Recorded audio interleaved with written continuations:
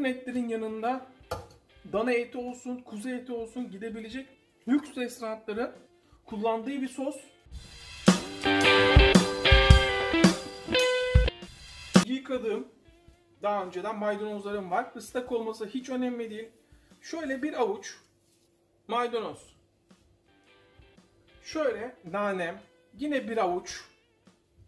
Ölçümüz bir avuç. Fesleğen. Fesleğenden de bir avuç. Taze fesleğen. Küçük bir soğan. Küçük soğanı ilk önce ortadan ikiye. Sonra tekrar ikiye. Soğanın dörtte birine. Nasıl isterseniz. Şöyle piyazlık olabilir. Böyle yaprak şekilde taze keki olan taze keki kullanacak. Olmayan bir tatlı kaşığı kekik, bir tane sarımsak. Ben önceden zeytinyağını yatırmıştım. Normal sarımsak da kullanabilirsiniz. İlla böyle yapmanız gerekmiyor. Tuz, karabiber, bir yemek kaşığı hardal. Bakın kapariyi daha önce görmeyenler için aynen bu şekil. Şöyle bir tatlı kaşığı kadar. Antalyalılar iyi bilir kapariyi. Marketlerde kapari turşusu diye arayabilirsiniz. Bir lime limonu olan çok daha lezzetli yer. Yoksa normal limon. Yarısı.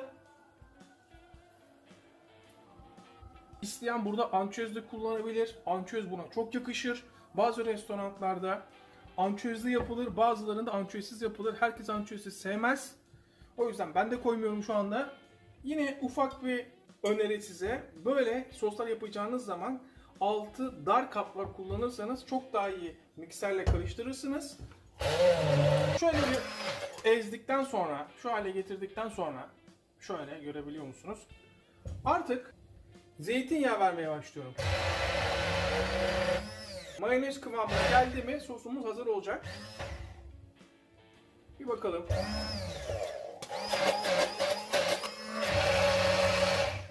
Bir bakalım mı kıvamına? Bir kıvamına bakalım. Bak. Görüyor musunuz? Biraz daha zeytinyağı istiyor. Bir de tadına bakalım. Biraz daha kaplı istiyor. Ya Koray sen bir kaşık attın. Normalde. Şimdi biraz daha atıyorsun. Arkadaşlar tadına baka baka yapacaksınız. Kendi oranınızı bulacaksınız. 3 tatlı kaşığı kapari attım. Biraz daha tuz ister. Evet harika. O yarım kalan limonumu da sıkıyorum. Ve bir yemek kaşığı mayonez ve zeytinyağı.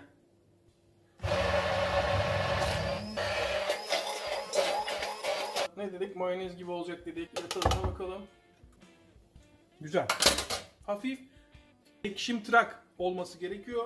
Hep aynı sos tariflerini yapıp sıkılanlar için, değişik sos tarifleri denemek isteyenler için insanın damağında fresh bir his bırakan, tereyağın bütün ağırlığını alan, dünyadaki en iyi sos mu bugüne kadar yediğim değil ama evde misafirleriniz geldiği zaman gönül rahatlığıyla ya da kendinizi şımartmak istediğiniz zaman yapabileceğiniz bir sos tarifi.